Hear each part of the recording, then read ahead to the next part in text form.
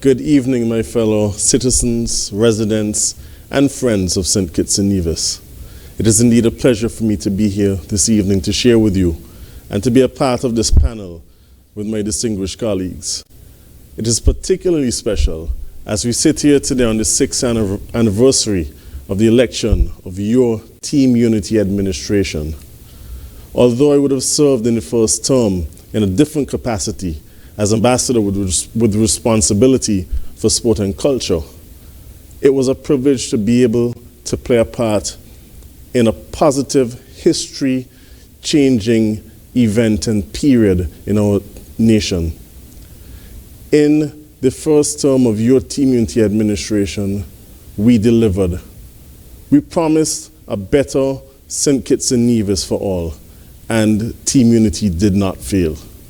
We promised that we would remove VAT from food and medical supplies, and we did that. We promised that we would offer $500 to persons in need. Team Unity did that in this first term through the Poverty Alleviation Program. I can go on, but you know the story, because just a few short months ago, you would have, in a show of appreciation and a show for love of country, given us an even larger mandate when you elected a larger, stronger Team Unity administration and given me an opportunity to serve as the parliamentary representative for constituency number 2, Central Bastille, and for me to now sit before you as a minister with responsibility for education, youth empowerment, sport, and culture. And so, as Team Unity continues to build a safer, stronger future for the people of St Kitts and Nevis, rest assured that I too will continue to serve and play my part to ensure that St Kitts and Nevis strives and flies and goes from height to height. But as I sit before you as a minister with responsibility of education, youth, sport, and culture, allow me to update you on some of the activities that have been taking place. I begin with the Ministry of Youth Empowerment, Sport, and Culture. Our young people have been kept busy by the youth officers within the Department of Youth Empowerment.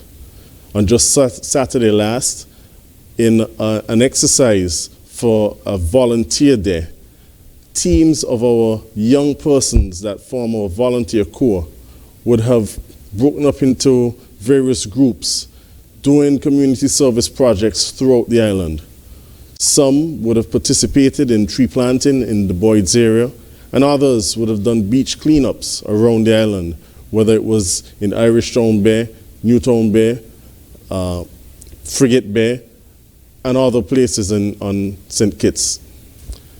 The Department of Youth continues to do its part in building capacity, and so they have conducted a series of seminars with the various youth groups that are registered within the department in terms of building capacity.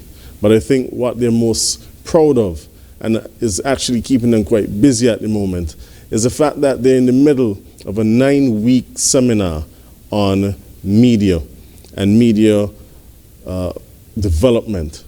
That is being hosted by our very own Nadia Mills, where young persons are being trained in various forms of media, from interviewing to photography to web design, production, editing. This shows that not only do we have the talent to teach in St. Kitts and Nevis, but we have the capacity to really, in an age where technology is taking over, take advantage of that. As I shift to the Department of Sport, you would have noticed in recent news articles that we just recently have embarked on a maintenance program, updating and upgrading and really scheduling maintenance for the various sporting facilities that we enjoy around St. Kitts. And so we would have partnered with Scabba at the Basketball City, where we would have given an entire facelift to that basketball facility in Bastille, in anticipation for the upcoming start of the Scarborough Basketball League. Persons in the Irish Town area will note that we are well underway in the repair of the pavilion at the Gardens playing field. Currently, the Kim Collins Athletic Stadium is closed for a few weeks as we continue to carry on maintenance and repairs and upgrades to that facility in anticipation of hopefully some well-needed athletic meets that will be coming up in weeks to come.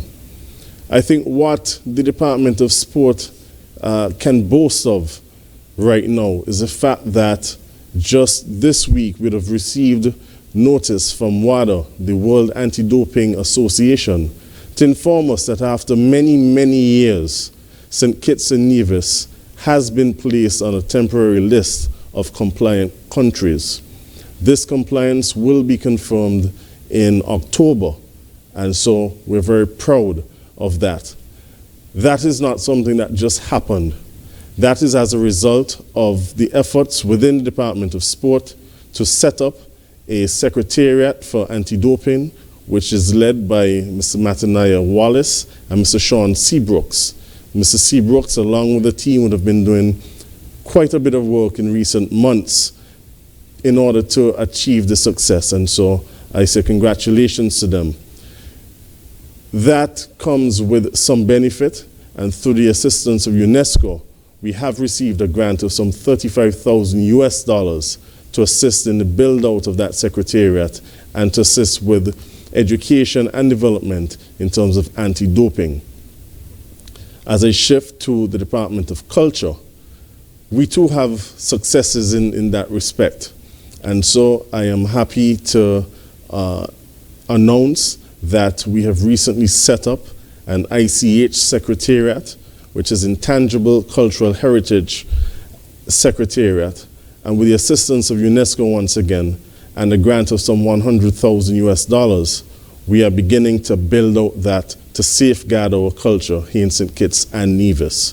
And so in the first phase of that build out, we have established a secretariat, and there are a number of seminars that will begin to take place at the Great House up at Shadwell, I think next Wednesday. And those are really to educate the persons within our cultural fields on why we need to protect our culture and just what aspects of culture we can protect and how we protect them. And so the seminars will carry out instruction on broom making, on culinary skills such as how to make morbi and ginger beer, how to make cassava bread, but as well as to educate on some of our folklore and to give instruction in terms of David and Goliath, mummies, and other areas of our folklore. And so that ministry has been quite busy in every respect. I specifically saved the Ministry of Education for last. The Ministry of Education has faced some challenges as a result of the COVID-19 pandemic, but thanks to the sterling work done by our teachers in particular and the management and senior staff of the Ministry of Education, and really the resilience of our young people, we have been able to overcome those challenges. And so, as the work continues, our curriculum writers continue to work feverishly as they roll out our new curriculum, which will lead in which St Kitts and Nevis will lead the rest of the OACS. The build-out of our TVET spaces with the assistance from the CDB continues, many of which have been completed. And we look forward to the opening of some 4 computer labs in rural schools in a few weeks through the assistance of the Ross University School of Veterinary Medicine. But as you would have heard from the Deputy Prime Minister earlier, this Team Unity administration intends to build a new Bastia High School. And it is my pleasure to announce to you tonight that just yesterday, the Cabinet of Ministers approved the payout of the initial mobilization funds, and we intend to start the tendering process for the various aspects of the construction of the Bastille High School within a matter of weeks. This is a project which has faced some challenges on its own, but is a project that is in the best interest of not just the students within the Bastille area, but to the benefit of the people of St Kitts and Nevis. I cannot be on this national platform and not speak to the good people of Central Bastille, who just 8 months ago would have entrusted their leadership in me. And to them, I say thank you once again. It is and has been a pleasure serving you over these past 8 months. So much has happened despite the challenges that we face through the COVID pandemic. As I indicated, you'd have seen we are in the process of doing significant works at the Gardens playing field. The Dorset Park would have received some donations, and we continue to support the community group that is working on not just maintaining, but improving that particular facility. Within the last 8 months of this team unity administration, we'd have seen the opening of the West Bus Line bus terminal. All things that we said we would do, and all things that we continue to do here in Central Bastille. And so to the people of Central Bastille, I promise you that one of my main fights would be to ensure that those abandoned buildings, those derelict buildings, those overgrown house lots would be addressed. I'm happy to report that with the support of my colleagues in Cabinet, we have had the support in terms of setting up a committee to look at and identify those areas and to start a process of dealing with them so as to not just clean up Central Bastille, but to make those properties available to the people of Central Bastille. I've had the opportunity to meet with technocrats and to identify areas, and so I look forward to that work beginning. There's so much more that we can do, but we will do it in time. But I cannot leave without touching on health and support my colleague, the Honorable Keela Byron Nisbet, particularly at this point in time. You would have heard from our Prime Minister just this week that we have received our first tranche of vaccines to fight the COVID-19 pandemic. And so I want to encourage all to think hard and to be wise, and encourage all of you to take the vaccine. I will be taking the vaccine. I believe it is in our best interest to be vaccinated against the COVID-19 virus.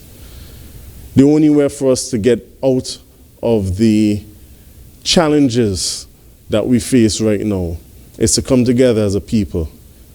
We talk about herd immunity. Well, that is herd immunity, not just taking the vaccine, but us coming together as a people. And I encourage you, as Minister Byron Nisbet would have done, to continue to wear your mask, continue to sanitize your hands. That is the only way we will protect each other, and that is the only way that we will beat this coronavirus. And so this evening I look forward to interacting with you. I look forward to your questions, your comments, your criticisms, because we must hear from you, the people. And I look forward to continuing to serve not just the people of Central Bastille, but the people of St Kitts and Nevis to ensure a safer, stronger future as a member of this Team Unity administration. Thank you.